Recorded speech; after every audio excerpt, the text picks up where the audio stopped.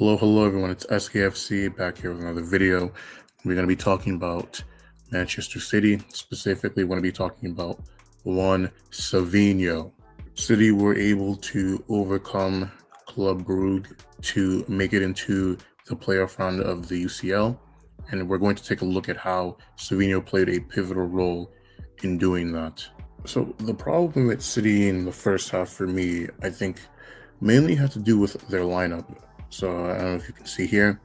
You can see Pep had a lineup of Kovacic, De Bruyne, and Gundogan midfield with Foden and Silva on the wings. And while this did help to offer a lot of control to City, Foden and Silva didn't really have the type of dynamism or athleticism necessary to really shift the defense from these wide areas. And the result was that Club Brugge had a very comfortable time in terms of, setting up their defensive shape and using it to frustrate Manchester City. This is also reflected in their first half statistics, as you can see here. City, despite having 70% of the ball, were only able to conjure up 0.36 expected goals in the first half, which, for a team as dominant as they are, for the situation that they were in terms of needing to win the game. And when you consider that Club Brugge are not, the strongest of opposition, that's just clearly not good enough for a team like Manchester. This can also be reflected when you look at their average positions. So you can see here, Foden, despite being the winger, was incredibly tucked in with De Bruyne and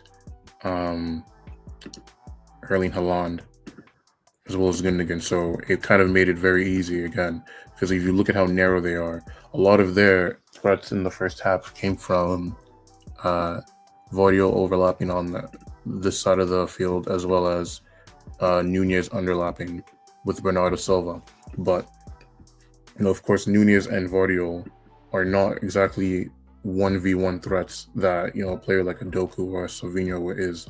So it kind of makes it easier if you're defending those wide areas, because as long as you can kind of marshal them wide, you don't really have too much to worry about in terms of them beating you 1v1 on their own. So as you can see, when he was introduced, Savinho was taking up a lot of these wide positions, and he was able to use his his relationship with Vodio, as well as his own 1v1 abilities, take advantage of that to harm Club Brugge. And we're going to take a look at a couple of the positive actions that he did.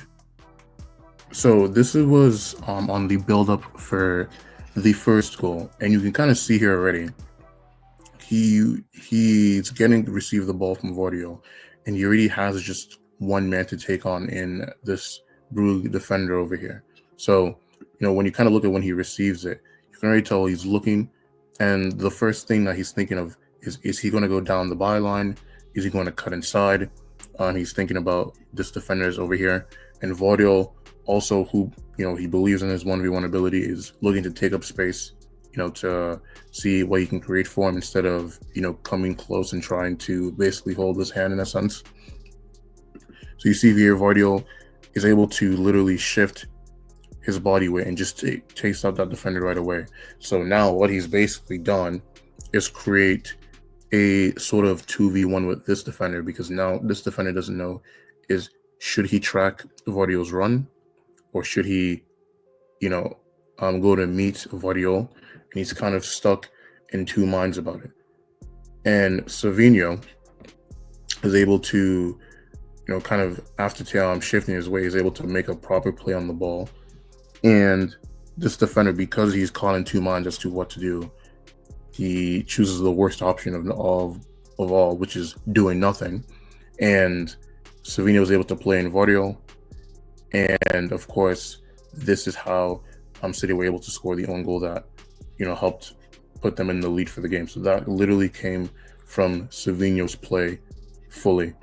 So again, the second goal also comes from Savinho's willingness to stay wide. So you can see here, Stones does a good job of picking him out, and Savinho has a really good first touch to cushion the ball in his chest. At this point, the defender is already behind him, so there's not really much he can do in terms of disturbing his shot, especially if if Savinho was able to stay controlled as he receives the ball. And at this point, it's literally just up to him as to how he wants to finish this. He has a giant portion of the near post, he has the far post, and he literally just opts to take the near post, and he ends up scoring. So, what have we learned from this is that, Savinho's willingness to, beat his man 1v1 and play make from that, as well as his ability to, stay far side and attack space as needed was the key to City, getting through this game. And that was just something that Foden and especially Bernardo Silva were not going to offer in that first half. So, it was a good substitution by Pep, and we're going to see City in the next round.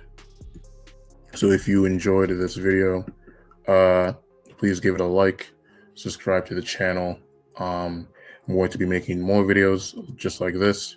And most importantly of all, just remember to have a good